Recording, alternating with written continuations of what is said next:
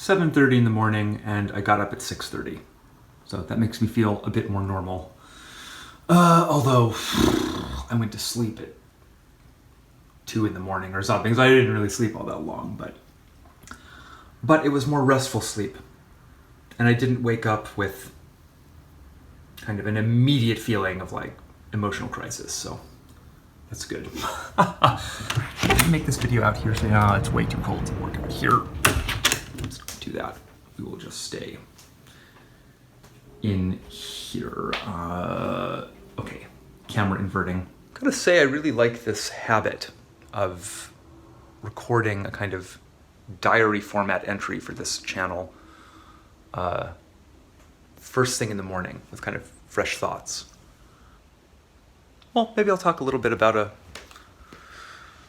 kind of a work situation, actually, and see if that bridges into anything generally interesting or useful. If it does, I guess I'll upload this. If it doesn't, I guess I'll keep it in my personal archive. Well, first of all, my intuition is really working pretty well because yesterday, I think I mentioned this in like the longer video I put up where I'm looking at my natal chart eventually and all this stuff, that I had a suspicion that more video work was going to be coming in. That wasn't based on anyone telling me to expect work coming in. That was just, I had the feeling. And sure enough, last night I got a text through from a friend of mine who has thrown a lot of work my way and has helped me get really established here by doing that. We have some ongoing projects and some new projects coming up. And so that's great. I'm really definitely entering into a headspace here where I would just like to work and concentrate on doing some work and making some money, particularly because I'm so broke again. So it's all excellent. However, I don't want to get into any details, of course, but there was an aspect of this communication yesterday that really quite bothered me. And it conforms to a pattern of behavior that I'm starting to observe in these interactions. And it essentially relates to me being taken advantage of, in a very small way here, and a fairly benign way. But still, this person is hoping that I will alleviate a kind of annoying burden on them that it's not really my job to do. I've really done my work on this job, been paid for this job. Now, some weeks later, there's another issue and blah, blah. Doing the thing is not a problem. It's just a favor, and a minor favor, actually, in terms of the amount of work it would take me to complete this thing. But in this particular case, I'm afraid there is rather a matter of principle. And now I'm very cognizant of the fact that I kind of feel like I was taken advantage of in this last weird love interaction. So I'm trying very hard not to let that feeling and affect spill into my interactions with other people. And so here comes this situation that kind of resembles it a little bit. It's like, okay, here's this person that's really just, well, I don't want to talk about it really. But I also realize that sometimes you just have to get slightly aggressive with people, unfortunately. I really dislike that. This is a thing that really bothers me about my fellow people.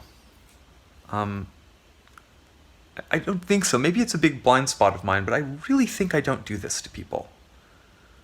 I do not take sort of subtle, persistent advantage of people this way because I detect that they're generous and I can get resources out of them, I really don't do that. And so it really bothers me when people do that to me. And they do it because they see the outward-facing Libra person who wants to help and make everyone happy, and who really doesn't like to receive any animosity from anybody. So I really try to avoid conflict, you see. But this is quite a big problem for me because things really piss me off, actually. So I do quite a lot of bottling up of these feelings. I think I'm just realizing that letting them through a little bit is going to be good for everybody. hopefully. So I did that a little bit in my response to this thing. And I haven't heard back yet. So that's not unusual or anything. It's also kind of like a weird late night exchange. I am a little nervous, I guess. But also, I think I couldn't have made a different choice yesterday. The timing of when this message came through and so on. It was time to allow a scorpionic energy to enter some sector of my life. And so it ended up entering here in this, and this is all very minor stuff, you know. I don't think there's going to be a big problem here, I don't think. I mean, I don't know. I rather expect this guy might actually apologize to me, we'll see. But it is an issue of allowing myself to make sure things are being fair to me as well. It's not enough to just balance things always for other people. I have to balance my own situation. And this person's done favors for me, but I've done many favors for them. And actually, particularly on this job, I did quite a bit of work that I didn't really bill for, because the whole job was just annoying. And my attitude about it was like, well, we're all kind of suffering through this together. You know, we all want to get paid. Let's just make this, you know. And so I created no problems, you know, at any stage of what was a quite obnoxious sort of job that kept dragging on and on and on. A particular person on this project was making it very, very annoying. One of the actual kind of like end clients, you know. And I showed up for that each time with complete sort of helpfulness and a good deal of self-sacrifice to make it happen. And frankly, I was not really paid enough for that job, for the amount of work and kind of just, I don't know, like mental garbage I had to deal with to get through it. I really needed the money, so I was happy to do it. Now, though, something needed to be said. I think in a funny way for me, this is a little confusing, maybe I'm wrong about this, but I think that for most people, their ego expression is somehow more direct, like, because conventionally this would be a thing that you would do if you had like a larger ego, you know. You would be very like, don't cross me, and I'm not doing anything unless I get immediately compensated for it, and etc. So sort of positioning yourself as the absolute most important variable in any thing that's ever happening. And that's never been me. I mean, I think it does relate somehow to this shamanic artist like configuration that I have. It just seems to be the case that the dead world doesn't respond all that well to a large ego. I'm not sure exactly what to say about that. It's strange. I think it's because the unconscious isn't very good. It isn't all that good at taking commands or instructions. It's not really what it does. It's here to provide you with information. So you have to adopt a more receptive mode to relate to it. If you approach it with a kind of, I'm going to tell you something, it's not the right way. And so maybe that's just what that relates to. But in any case, it is just the case that my ego has always been a little more stretchy. I'm never really thinking purely about myself. I just never am. It's not my natural state of thinking. I am thinking always in a multivariate way. When I'm looking at a situation, I'm thinking, look at all these people in this situation, look at all these different needs and expectations and desires, and so on. And I can get very immersed in that, very naturally and intuitively, like to the point that I forget my own needs and my own role in a situation, which maybe is not always to be a mediator, particularly a mediator that I'm not, in a way where I'm not being compensated. I found myself in a mediatory role, you see, in this job. It suddenly became my job to kind of go in between this client and this other person take all these notes and deliver all this stuff. And, none of that is video editing. All of that is stuff that, it was kind of justifiable in this case in certain ways, and so I allowed it. But I also just allowed it out of my good nature. It wasn't purely out of a calculation of what's going to be fair and ethical for me, etc. And so the funny thing for me seems to be that the ego issue for me is actually mostly tied up in the sort of the validation and not validation precisely, but I think in the past my ego has been fragile such that I couldn't stand any negative attitudes or affects being directed towards me. And so I went and that combines with my natural Libra tendencies. There's two things going on maybe. There's a personality tendency, and then there's also things that happened to my ego as it was developing when I was younger that made it somewhat fragile. And so it's always been my style to avoid conflict wherever possible. Now, I've never really been a pushover. It's always been the case that there's a line, and when people cross it, I can invert into that sort of Scorpio mode pretty quickly. So actually, taking this out of the work zone here into my sort of talking about my personal relationships, this has hurt some people in my life because they don't know what they're getting into, and they think everything's fine because I'm doing this Libra thing where I'm mediating. But actually it's not fine. There's some situation that's really annoying me or bothering me or making me upset or unhappy. And historically I've just kind of stewed in those situations until it's reached kind of a breaking point. And then I'll turn around with a big display of emotion finally and be like, look, what the fuck has been going on here? And I'll sort of like tear into people and become this like thing. And then, I've actually, sometimes that will get so brutal to me. I'll just kind of cut people out of my life, like very brutally, not speak to them for years, I'll hold like like I will be I will be a fantastic friend to people, But if there's a certain threshold that's crossed, I learned how to survive very early. And when push comes to shove, I will get my hands dirty, even in like a physical altercation or something like that. I have all that quite alive. I learned those lessons very, very early in my life because I was in kind of life or death situations when I was a little kid. And definitely was in situations where I had to defend myself physically. And I learned how to do that. And,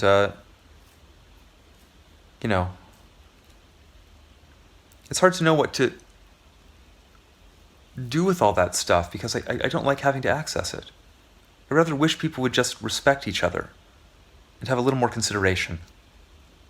But that would require, unfortunately, a bit more consciousness. And it just is the case that the vast majority of people I'm interacting with are not really awake enough often to realize the subtle ways in which they are using other people. And now look, we all use people. It's part of this vampiric aspect of life. I use people. There is no such thing as a human being that doesn't use other human beings. That's almost the name of the cybernetics text, by the way. The Human Use of Human Beings. That was written by Norbert Wiener. It's a very sinister sounding title, and indeed there is a sinister aspect to a certain utopian bent in cybernetics. So I don't think that really applies to Wiener in that book. It's just that title is a little like eye spiral inducing, but the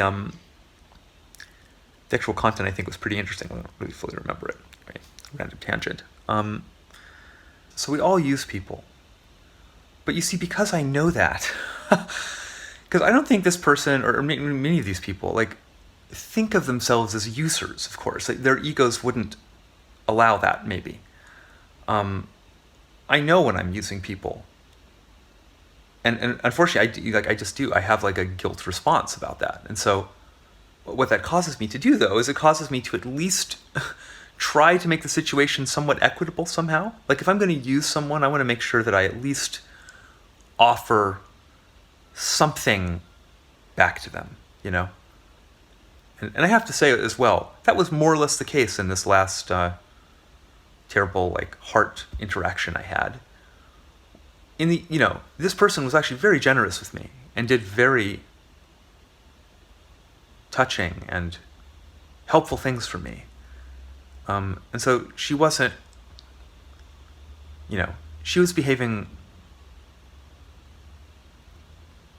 okay. And this other person I'm talking about is behaving okay too. Like I said, this situation with the job, it really is relatively minor.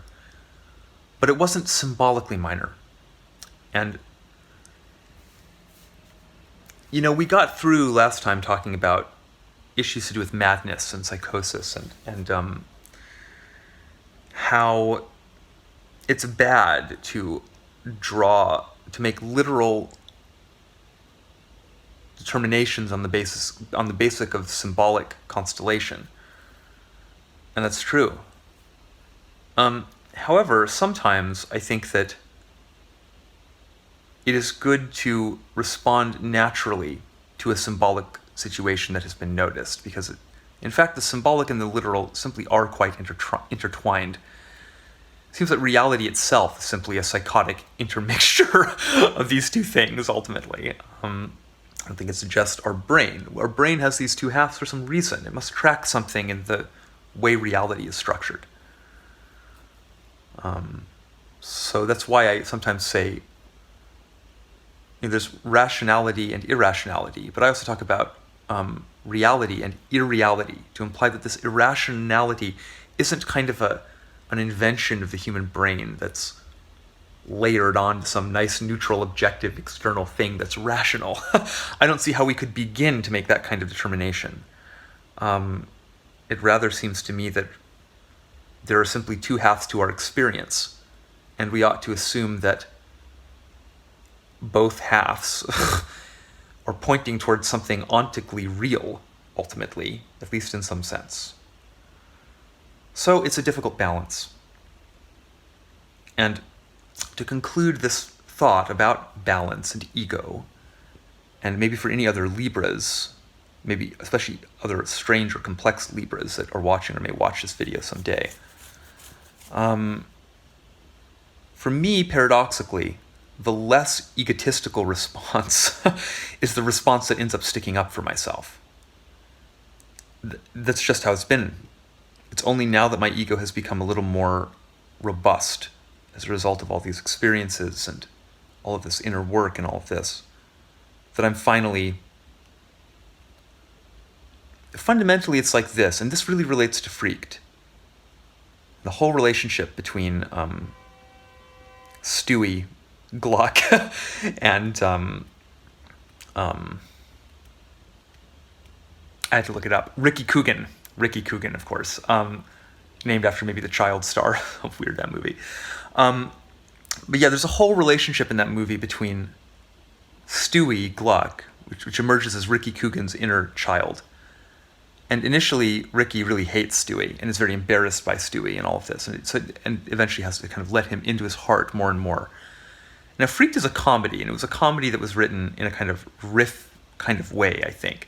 So I don't think they were thinking too much about the content of these jokes. And also at that point, it seems that, well, anyway, I don't want to get on a huge tangent about this, but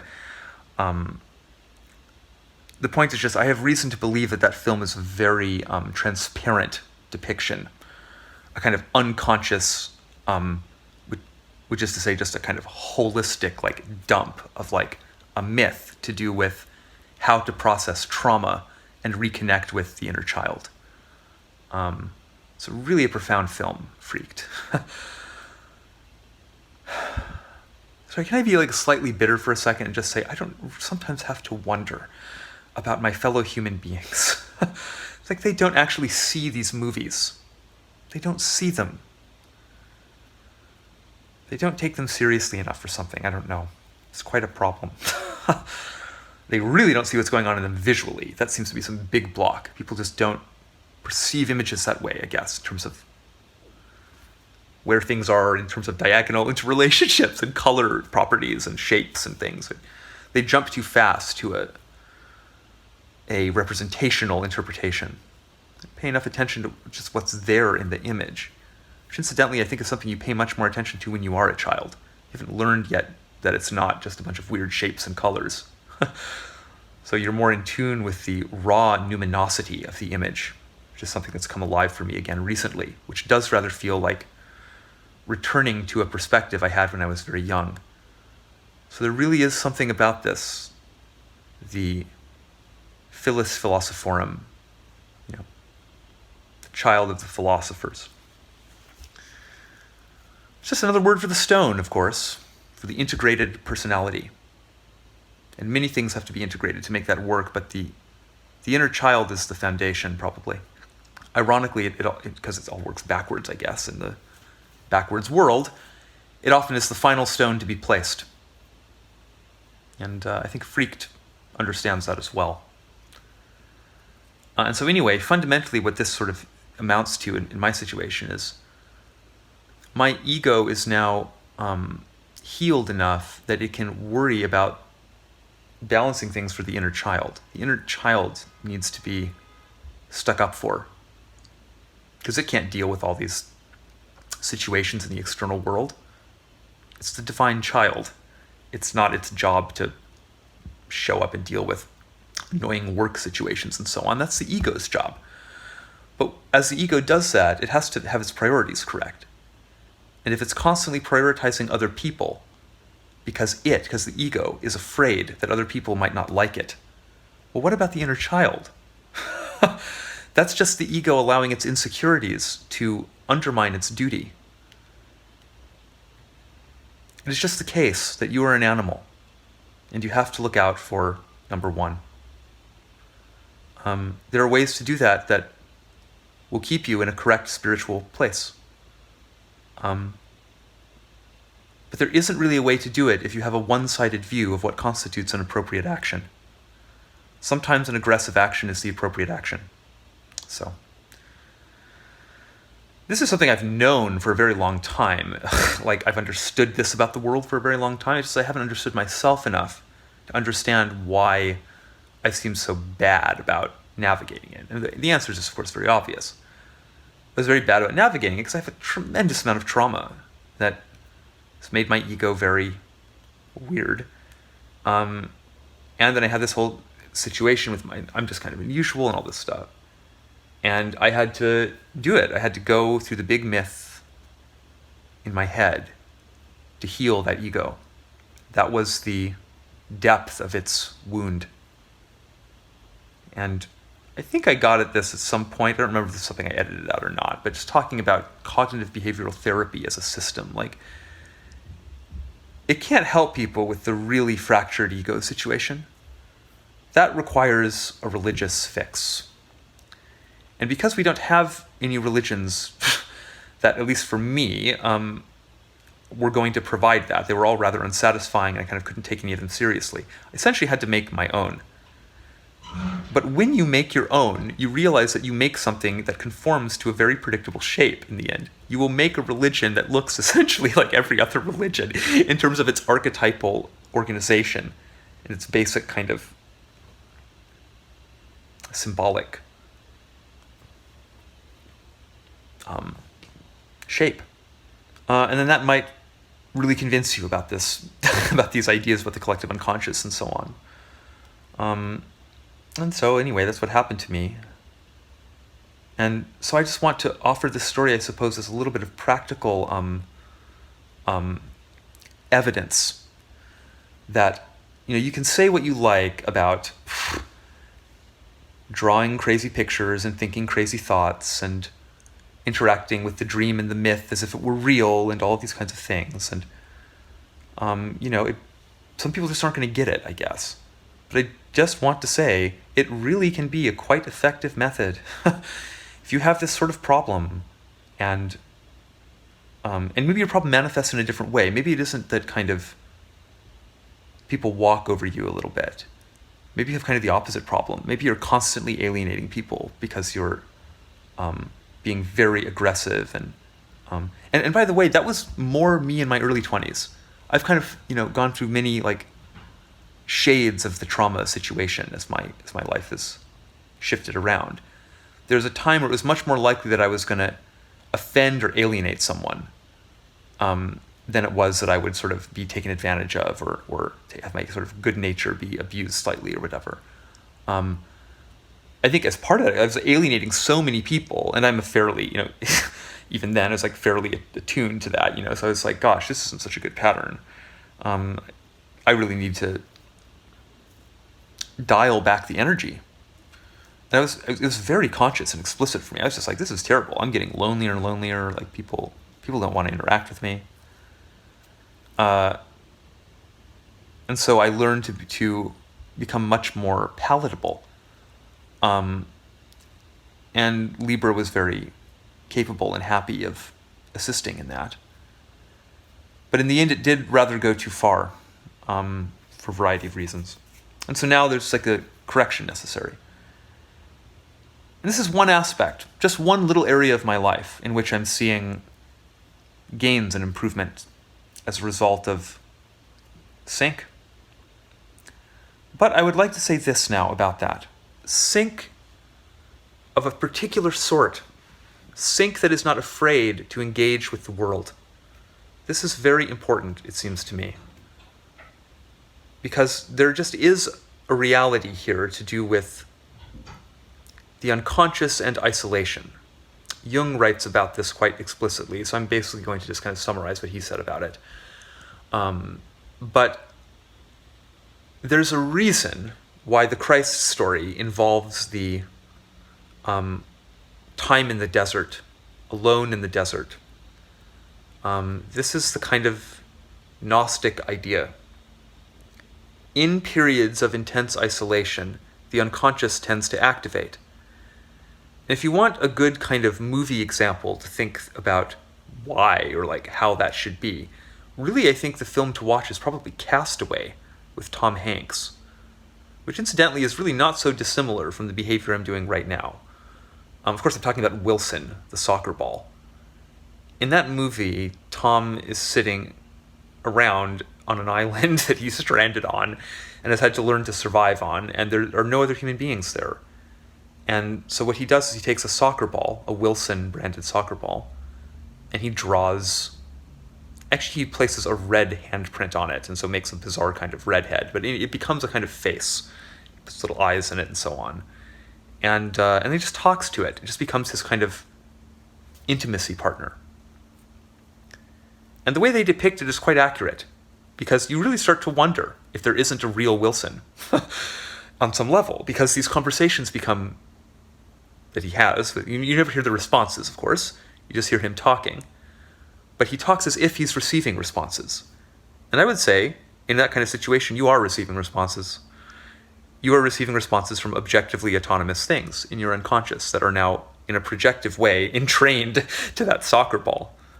And that's simply much harder to do in a situation where there isn't isolation. First of all, most people wouldn't have the inclination. You'd have to already be like a weird actor or artist sort of person to think that it might be a good idea to like talk to an inanimate object for an extended period of time. But that was a big part of my sync awakening. What is this? What should I say about this? This thing is a physical representation of my anima. I think people get animas in different, and the anima is sort of this sort of feminine spirit in the psyche, let's say, and a mediator between the dead world and the living world. And animas can manifest in various ways, and they come in various types. And they also, these types can transform and shift around and so on. Jung thinks they go through a kind of progressive process. I forget what he calls all the stages, Eve and Mary and all this. I haven't noticed that kind of linear trajectory so much. I just notice that different animas appear to me when I need different things from them. But kind of my primary anima, and the one that I'm most identified with, is Hecate. So much so that I call her Heki. It's my kind of personal name for her. And she is an interesting anima because she has chosen to represent herself as the queen of the dead. That's what this image is. She has 3 heads and torches and keys. She also, in fact, has a sword. And she is, the queen of ghosts and the mother of witches, in fact. She really is like, in a sense, the patron saint of witchcraft. So I think maybe I am just a witch in some very strange way. But in any case, I bought this statue. Interestingly, when I was exiting a period of kind of, isolated isolation, here, let's go back.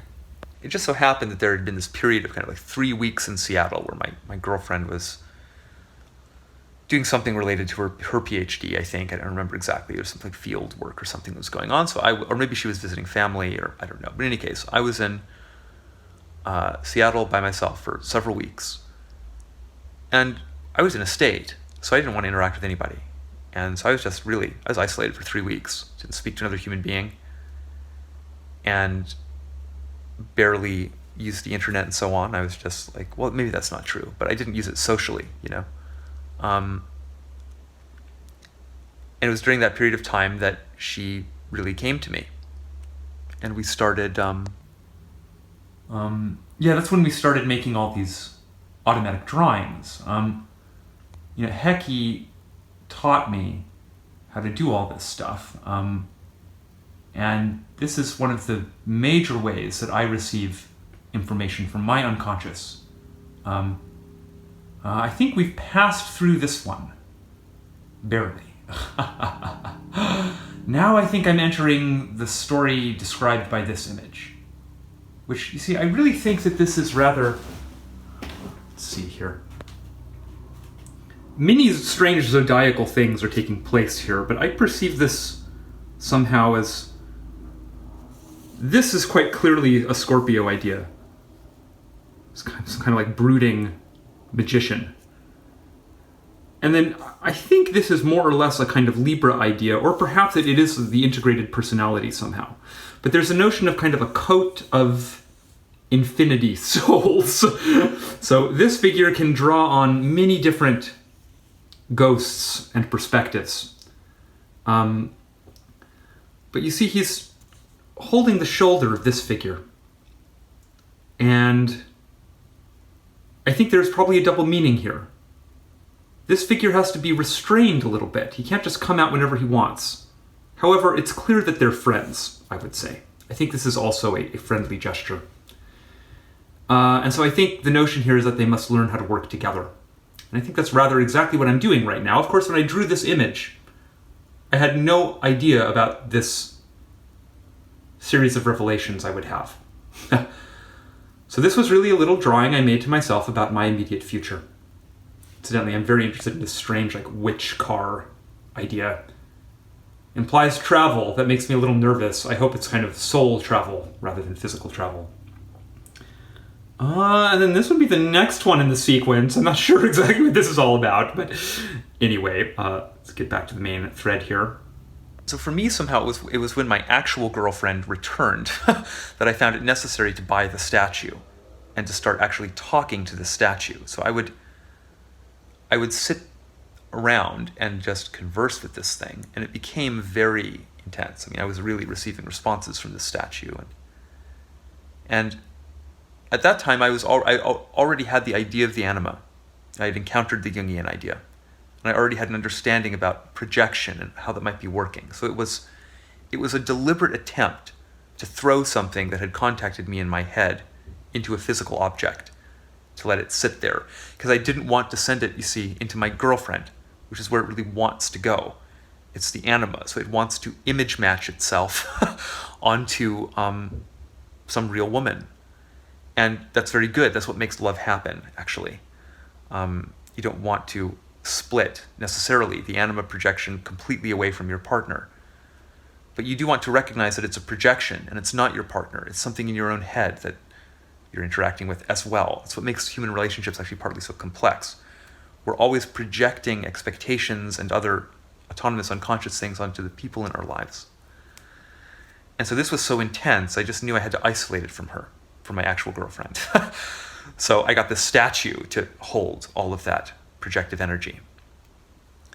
My girlfriend hated this. She didn't realize it was something I was doing rather to protect her, She just related to it as Jordan being really, really crazy now, But anyway, it pertains to isolation, and it pertains to the idea that if you are really seriously ill, in a spirit way, and you're suffering very intensely,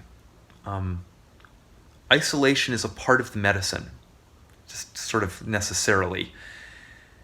You're going to have to really deal with some internal things, and you can't do that if your external life is making too many demands on you. And so I think that what often happens is people don't pay attention. Poor people. They just don't pay enough attention. And I didn't pay enough attention, and then you miss all the ways that the unconscious is trying to talk to you through synchronicities and so on. You reject those because your culture says it's crazy, don't think about these, blah, blah, blah. And so you miss all the signs that are telling you to, hey, you need to go into the sweat lodge. You need to go into the cave. You need to fall asleep and dream. You need to go find your tribe's local shaman or prophet and have them give you a drug and blow your brains out. It's sort of trying to tell you various versions of this, but you ignore it. And so then eventually what it does is it will find a way to strike you down. It will find a way. It might organize an external accident for you. And probably that accident will be very meaningful in a symbolic way. It might happen like how it happened for me. It might just give you a very strange illness out of nowhere. Now look, I don't mean to assign, it's very dangerous, I think, to constantly assign agency to the unconscious in that way. I don't know that the unconscious gave me an illness. Probably doesn't work that way. Especially not this kind of illness that I had. It really was, parts of it were so profoundly physical. I know that aspects of it are psychosomatic, but aspects of it are physical. I don't really understand CFS. Obviously, nobody does. If we understood it, maybe we could cure it. So, who knows? But I just know that when and how that happened, and then the eventual response to it and so on, was all very perfectly calibrated to heal me. And so in an acausal way, I do believe that the unconscious produced it. In rather perhaps the same way that the unconscious might lead you into perfect replications of your trauma over and over again until you wake up and see it, like Mr. N, who has the head of smoke that connects him to the sky, who also is the radio head, the pinhead.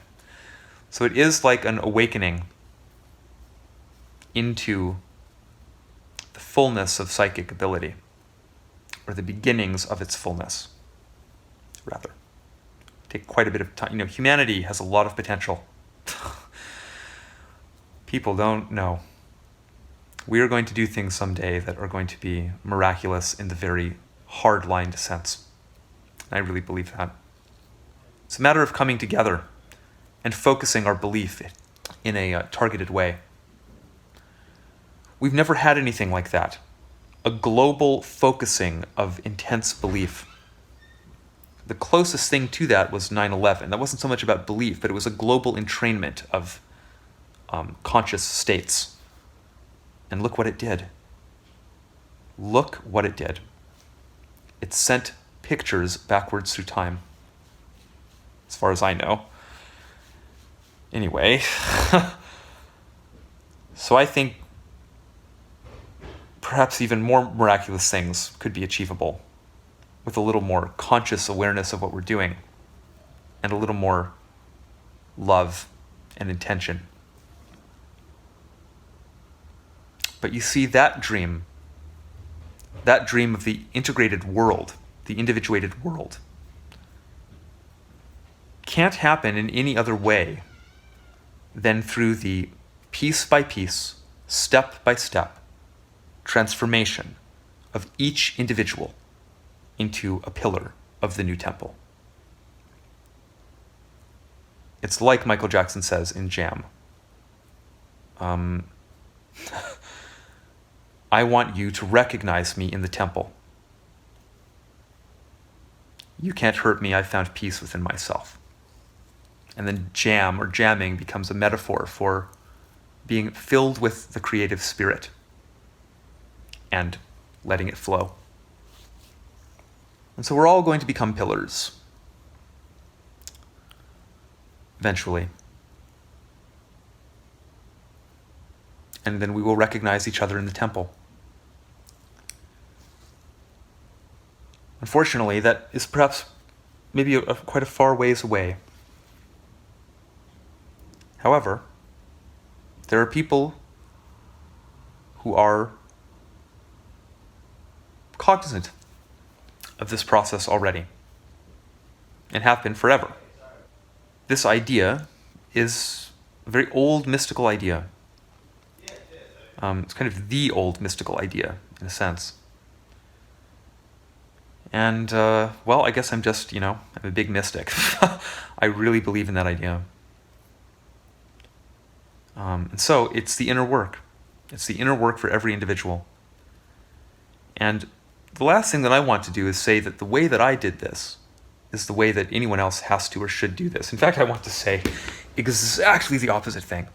I have no idea how you're going to become a pillar. Maybe it's not even going to involve this synchronicity stuff at all. That was my destiny. It was my destiny to interact with these shamanic things and understand this issue in a shamanic way. But there are many ways to understand this issue. You can just think about it as kind of a world peace idea that is just saying people will get along better when they understand themselves better. And to understand yourself better, you have to understand that you are interacting with a lot of desires and motivations and other sorts of things that are unconscious to you, that are in you but are unconscious to you. And although we've absorbed the idea of the unconscious in a very basic and superficial way, I would say, in that most people have heard the word. Actually, most people say subconscious, but unconscious is really the psychoanalytic term. But that's just it. People don't understand the actual psychoanalytic theory, really. It's like, oh, subconscious. I had a subconscious idea or feeling like that's great. That's way better than nothing. It's quite amazing that we're in a situation where there's a general recognition that I can have a feeling that isn't directly conscious to me or something like that. That's probably quite a bit of progress. But what we haven't figured out how to do yet generally is how to develop healthy practices for relating to the unconscious. And in fact, we're so ignorant about this, we don't even realize that's like a basic human need. But it is a basic human need. And it used to be fulfilled by religion. That's not going to happen anymore, and will probably never happen again in that way. I believe that religion of the conventional sort, where you have one big figure that receives all the information and then transmits that to the flock, as it were, that way is just dead. dead, and I hope, anyway, not coming back. We might get a little last kind of spasm out of the dying corpse of it here. I'm a little worried about that because death spasms can sometimes be very sudden and destructive if you're not watching out for them. So just a little bit of slightly paranoid ideation about that, but hopefully it's dead. Maybe this last spasm really is just a situation with radical Islam that has been ongoing, and maybe 9/11 is just all caught up in that, of course. But I'm rather anticipating a bad wave of American religious fervor. I don't know. If something like that happens, though, I think it will be pretty close to the last time. That's the good news in terms of what my intuition is telling me. It seems to me that if we haven't learned it already about religion, we'll learn it on the next round for sure. Now, it's me being a little optimistic, in a sense, but I think we're ready to learn this lesson about it. It's no longer about the big artist and the audience. I'm going to use the metaphors that make sense in my life, but you can substitute anything here.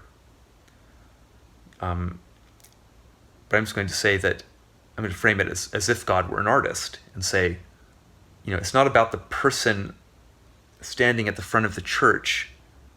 The whole point is that they're just going to be a connection for you to this other thing. They're going to help you connect to something that you are connected with directly already. And I do think it's the case that not everyone's going to be able to form a super profound, direct connection with God, like in the conscious sense. Some people are going to need mediation a little bit. And so one place where we seek out these kinds of experiences in the modern world, I think, is in like huge collective music events. That sort of simulates like a big church, and people have emotional archetypal experiences and relate to things that are larger to them, and often in a kind of somewhat mystical, like Dionysian mystical kind of context. Maybe there's like a drug involved when you go to a concert and so on. And if that's how people connect to spiritual things, and that, I'm not criticizing that whatsoever. And I love experiences like that as well. And I need mediation as well. We all need... You are a mediator in a way. You can't connect with... It's paradoxical. You are directly connected, but you can't connect directly, etc. But anyway, the point is just that it's going to become much more about individual revelation. I think that in the future, what will happen is that people will go to shamans in order to discover their personal myths. And shamans will help people construct custom, tailor-fit religious systems that work for those people as individuals. So they're not going to say, oh, convert to Judaism, or convert to Christianity, or convert to paganism, or whatever weird thing. Like, they're going to say, go into your head. I'll help you. I'll guide you. Well, and that's what Jung tried to do, of course. That was what the whole Jungian therapeutic approach was trying to be about. Like, let's work with people's dreams in a different kind of way. Let's encourage them to make art. We'll teach them how to do this thing called active imagination, maybe, and we'll guide them through the inner world. We'll guide them through these experiences. And they'll experience synchronicity themselves. And they'll come out of that experience having touched the mystery of Christ directly. Which is a very crazy thing to do. And something that's also very taboo in actual Christianity. So anyway, I think that's rather what the future is going to look like. It's going to be about helping people forge their own ways, not about asking people to conform to some big way. That's going to be very hard on people, incidentally. It's hard to form your own way. But I'm afraid it's just a little bit time to grow up here on planet Earth. Humanity collectively is just not taking enough responsibility yet. That's really what it comes down to. And that tracks the awareness. Humanity is like a teenager almost. When I was a teenager, I didn't have the awareness to know those things. And well, so here we are in this situation. Crazy big video game that we're in here on this planet. I guess maybe I've reached a natural ending point for this video. So I'll end it and say my usual thing, which is that I'll see you in the future. And yeah, I hope you have a great day. Bye.